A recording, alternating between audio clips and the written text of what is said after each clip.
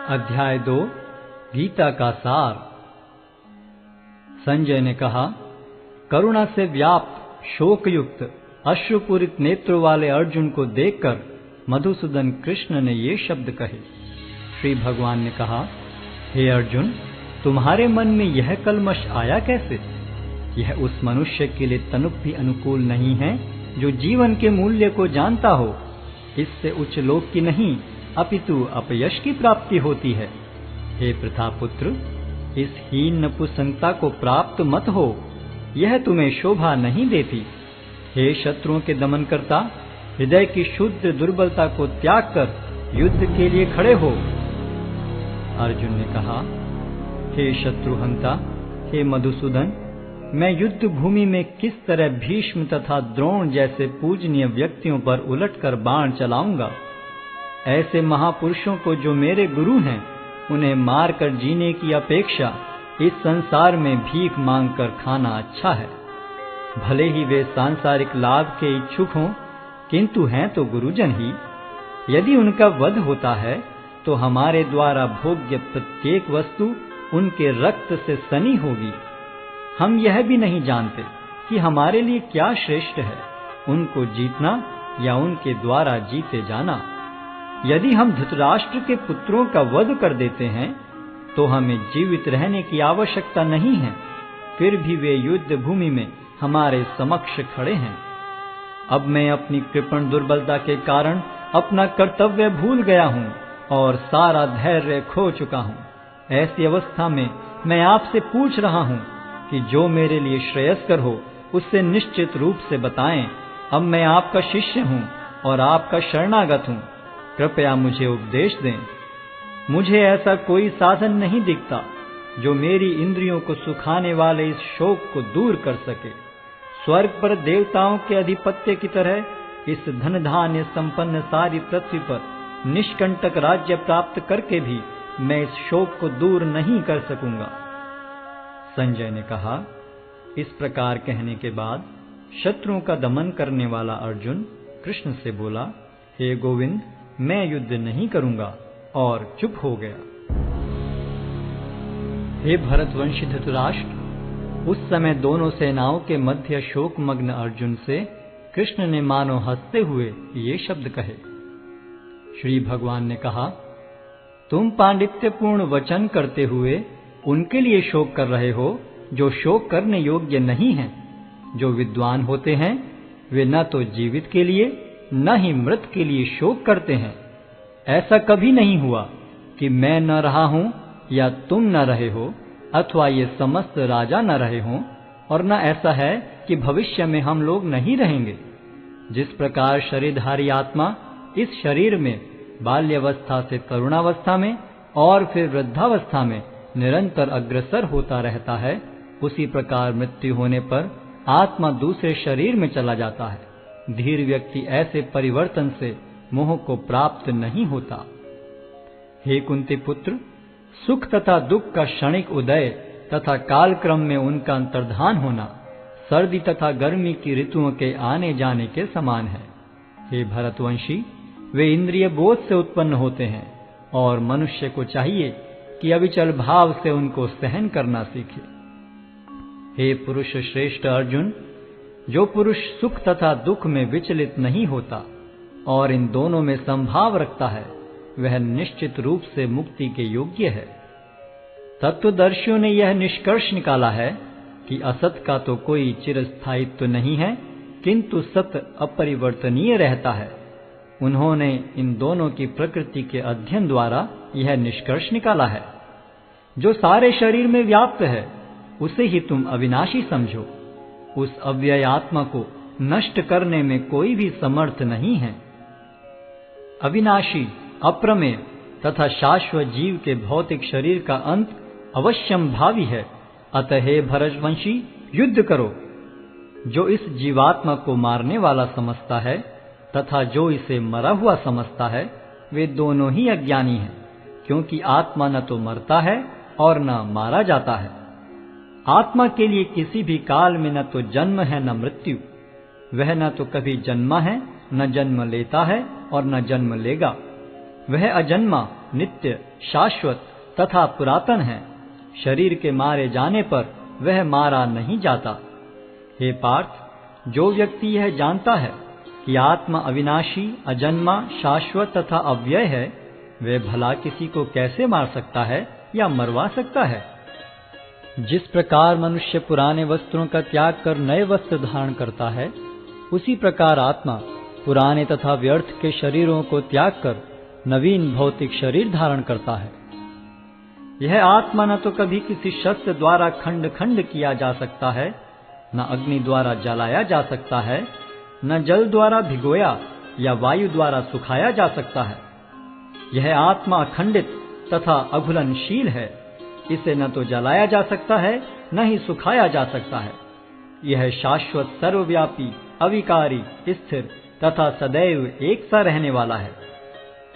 यह आत्मा अव्यक्त, अकल्पनीय तथा अपरिवर्तनीय कहा जाता है। यह जानकर तुम्हें शरीर के लिए शोक नहीं करना चाहिए।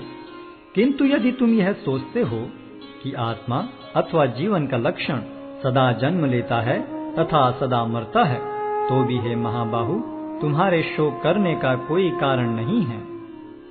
जिसने जन्म लिया है उसकी मृत्यु निश्चित है, और मृत्यु के पश्चात पुनर्जन्म भी निश्चित है। अतः अपने अपरिहार्य कर्तव्य पालन में तुम्हें शोक नहीं करना चाहिए। सारे जीव प्रारंभ में अव्यक्त रहते हैं, मध्य अवस्था में व्यक्त होते हैं और विनष्ट होने पर पुनः अव्यक्त हो जाते हैं। अतः शोक करने की क्या आवश्यकता है? कोई आत्मा को आश्चर्य से देखता है, कोई इसे आश्चर्य की तरह बताता है तथा कोई इसे आश्चर्य की तरह सुनता है, किंतु कोई कोई इसके विषय में सुनकर भी कुछ नहीं समझ पाते। हे भरतवंशी, शरीर में रहने वाले का कभी भी वध नहीं किया जा सकता। अतः तुम्हें किसी भी जीव के लिए शोक करने की आवश्यकता नहीं है। क्षत्रिय होने के नाते अपने विशिष्ट धर्म का विचार करते हुए तुम्हें जानना चाहिए कि धर्म के लिए युद्ध करने से बढ़कर तुम्हारे लिए अन्य कोई कार्य नहीं है। अतः तुम्हें संकोच करने की कोई आवश्यकता नहीं है। हे पार्थ, वे क्षत्रिय सुखी हैं जिन्हें ऐसे युद्ध के अवसर अपने आप प्राप्त होते हैं, जिससे उनके लिए स्वर्ग लोक के द्वार खुल जाते हैं। किंतु यदि तुम युद्ध करने के स्वधर्म को संपन्न नहीं करते, तो तुम्हें निश्चित रूप से अपने कर्तव्य की उपेक्षा करने का पाप लगेगा और तुम योद्धा के रूप में भी अपना यश खो दोगे। लोग सदैव तुम्हारे अपयश का वर्णन करेंगे, और सम्मानित व्यक्ति के लिए अपयश तो मृत्यु से भी बढ़कर है। जिन जिन महान योद्धाओं ने तुम्हारे नाम तथा यश को सम्मान दिया है, वे सोचेंगे कि तुमने डर के मारे युद्ध भूमि छोड़ दी है, और इस तरह वे तुम्हें तुच्छ मानेंगे। तुम्हारे शत्रु अनेक प्रकार के कटु शब्दों से तुम्हारा वर्णन करेंगे और तुम्हारी सामर्थ्य का उपहास करेंगे। तुम्हारे लिए इससे दुखदाई और क्या हो सकता है? हे कुंती पुत्र, तुम यदि युद्ध में मारे जाओगे तो स्वर्ग प्राप्त करोगे, या यदि तुम जीत जाओगे तो पृथ्वी के साम्राज्य का भोग करोगे। अतः दृढ़ संकल्प करके खड़े हो और युद्ध करो। तुम सुख या दुख, हानि या लाभ, विजय या पराजय का विचार किए बिना युद्ध के लिए युद्ध करो। ऐसा करने पर तुम्हें कोई पाप नहीं लगेगा। यहाँ मैंने वैश्लेषिक अध्ययन द्वारा इस ज्ञान का वर्णन किया है। अब निष्काम भाव से कर्म करना बता रहा हूँ, उसे सुनो। हे प्रतापपुत्र, तुम यदि ऐसे ज्ञान से कर्म करोगे तो तुम कर्मों के बंधन से अपने को मुक्त कर सकते हो। इस प्रयास में न तो हानि होती है न ही ह्रास, अपितु इस पथ पर की गई अल्प प्रगति भी महान भय से रक्षा कर सकती है। जो इस मार्ग पर चलते हैं वे प्रयोजन में दृढ़ रहते हैं और उनका लक्ष्य भी एक होता है। हे कुरुनंदन, जो दृढ़ प्रतिज्ञ नहीं है उनकी बुद्धि अनेक शाखाओं में विभक्त रहती है। अल्पज्ञानी मनुष्य वेदों के उन अलंकारिक शब्दों के प्रति अत्यधिक आसक्त रहते हैं जो स्वर्ग की प्राप्ति, अच्छे जन्म, शक्ति इत्यादि के लिए विविध सकाम कर्म करने की संस्तुति करते हैं। इंद्रिय तृप्ति तथा ऐश्वर्य में जीवन की अभिलाषा के कारण वे कहते हैं कि इससे बढ़कर और कुछ नहीं है। जो लोग इंद्रिय भोग तथा भौतिक ऐश्वर्य के प्रति अत्यधिक आसक्त होने से ऐसी वस्तुओं से मोहग्रस्त हो जाते हैं, उनके मनों में भगवान के प्रति भक्ति का दृढ़ निश्चय नहीं होता। वेदों में मुख्यतया प्रकृति के तीनों गुणों का वर्णन हुआ है। हे अर्जुन, इन तीनों गुणों से ऊपर उठो, समस्त द्वैतों और लाभ तथा सुरक्षा की सारी चिंताओं से मुक्त होकर आत्मपरायण बनो। एक छोटे से कूप का सारा कार्य एक विशाल जलाशय से तुरंत पूरा हो जाता है। इसी प्रकार वेदों के आंतरिक तात्पर्य जानने वाले को उनके सारे प्रयोजन सिद्ध हो जाते हैं। तुम्हें अपना कर्म करने का अधिकार है, किंतु कर्म के फलों के तुम अधिकारी नहीं हो। तुम न तो कभी अपने आप को अपने कर्मों के फलों का कारण मानो, न ही कर्म न करने में कभी आसक्त हो। हे अर्जुन, जय अथवा पराजय की समस्त आसक्ति त्याग कर समभाव से अपना कर्म करो। ऐसी समता योग कहलाती है। हे धनंजय, भक्ति के द्वारा समस्त गर्हित कर्मों से दूर रहो और उसी भाव से भगवान की शरण ग्रहण करो। जो व्यक्ति अपने सकाम कर्म फलों को भोगना चाहते हैं, वे कृपण हैं।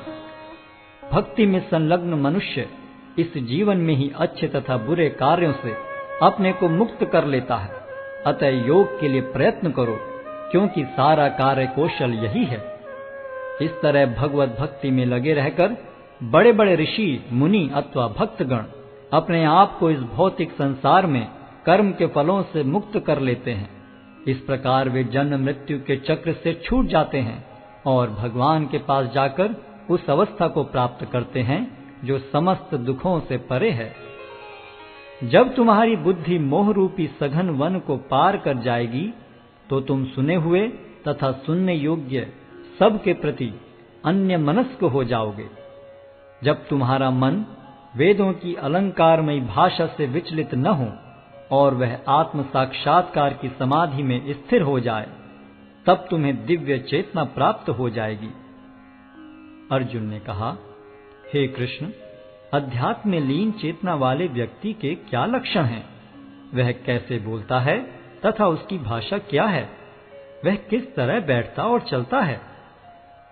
श्री भगवान ने कहा, हे पार्थ, जब मनुष्य मनोधर्म से उत्पन्न होने वाली इंद्रिय तृप्ति की समस्त कामनाओं का परित्याग कर देता है और जब इस तरह से विशुद्ध हुआ उसका मन आत्मा में संतोष प्राप्त करता है, तो वह विशुद्ध दिव्य चेतना को प्राप्त स्थित प्रज्ञ कहा जाता है, जो त्रय तापों के होने पर भी मन में विचलित नहीं होता अथवा सुख में प्रसन्न नहीं होता और जो आसक्ति, भय तथा क्रोध से मुक्त है, वह स्थिर मन वाला मुनि कहलाता है। इस भौतिक जगत में जो व्यक्ति न तो शुभ की प्राप्ति से हर्षित होता है और न अशुभ के प्राप्त होने पर उससे घृणा करता है, वह पूर्ण ज्ञान में स्थिर होता है। जिस प्रकार कछुआ अपने अंगों को संकुचित करके खोल के भीतर कर लेता है, उसी तरह जो मनुष्य अपनी इंद्रियों को इंद्रिय विषयों से खींच लेता है, वह पूर्ण चेतना में दृढ़ता पूर्वक स्थिर होता है। देहधारी जीव इंद्रिय भोग से भले ही निवृत्त हो जाए, पर उसमें इंद्रिय भोगों की इच्छा बनी रहती है। लेकिन उत्तम रस के अनुभव होने से ऐसे कार्यों को बंद करने पर वह भक्ति में स्थिर हो जाता है। हे अर्जुन, इंद्रियां इतनी प्रबल तथा वेगवान हैं कि वे उस विवेकी पुरुष के मन को भी बलपूर्वक हर लेती हैं, जो उन्हें वश में करने का प्रयत्न करता है। जो इंद्रियों को पूर्णतया वश में रखते हुए इंद्रिय संयम करता है और अपनी चेतना को मुझ में स्थिर कर देता है, वह मनुष्य स्थिर बुद्धि कहलाता है। इंद्रिय विषयों का चिंतन करते हुए मनुष्य की उनमें आसक्ति उत्पन्न हो जाती है और ऐसी आसक्ति से काम उत्पन्न होता है और फिर काम से क्रोध प्रकट होता है। क्रोध से पूर्ण मोह उत्पन्न होता है और मोह से स्मरण शक्ति का विभ्रम हो जाता है। जब स्मरण शक्ति भ्रमित हो जाती है तो बुद्धि नष्ट हो जाती है और बुद्धि नष्ट होने पर मनुष्य भवकूप में पुनः गिर जाता है। किंतु समस्त राग तथा द्वेष से मुक्त एवं अपनी इंद्रियों को संयम द्वारा वश में करने में समर्थ व्यक्ति भगवान की पूर्ण कृपा प्राप्त कर सकता है। इस प्रकार से कृष्ण भावनामृत में तुष्ट व्यक्ति के लिए संसार के तीनों ताप नष्ट हो जाते हैं और ऐसी तुष्ट चेतना होने पर उसकी बुद्धि शीघ्र ही स्थिर हो जाती है। जो कृष्ण भावनामृत में परमेश्वर से संबंधित नहीं हैं, उनकी न तो बुद्धि दिव्य होती है और न ही मन स्थिर होता है, जिसके बिना शांति की कोई संभावना नहीं है। शांति के बिना सुख हो भी कैसे सकता है। जिस प्रकार पानी में तैरती नाव को प्रचंड वायु दूर बहा ले जाती है, उसी प्रकार विचरणशील इंद्रियों में से कोई एक जिस पर मन निरंतर लगा रहता है, मनुष्य की बुद्धि को हर लेती है। अतः हे महाबाहु, जिस पुरुष की इंद्रियां अपने अपने विषयों से सब प्रकार से विरत होकर उसके वश में हैं, उसी की बुद्धि निस्संदेह स्थिर है। जो सब जीवों के लिए रात्रि है, वह आत्म संयमी के जागने का समय है, और जो समस्त जीवों के जागने का समय है, वह आत्मनिरीक्षक मुनि के लिए रात्रि है। जो पुरुष समुद्र में निरंतर प्रवेश करती रहने वाली नदियों के समान इच्छाओं के निरंतर प्रवाह से विचलित नहीं होता और जो सदैव स्थिर रहता है, वही शांति प्राप्त कर सकता है, वह नहीं जो ऐसी इच्छाओं को तुष्ट करने की चेष्टा करता हो। जिस व्यक्ति ने इंद्रिय तृप्ति की समस्त इच्छाओं का परित्याग कर दिया है, जो इच्छाओं से रहित रहता है और जिसने सारी ममता त्याग दी है तथा अहंकार से रहित है, वही वास्तविक शांति को प्राप्त कर सकता है। यह आध्यात्मिक तथा ईश्वरीय जीवन का पथ है, जिसे प्राप्त करके मनुष्य मोहित नहीं होता। यदि कोई जीवन के अंतिम समय में भी इस तरह स्थित हो, तो वह भगवत धाम में प्रवेश कर सकता है।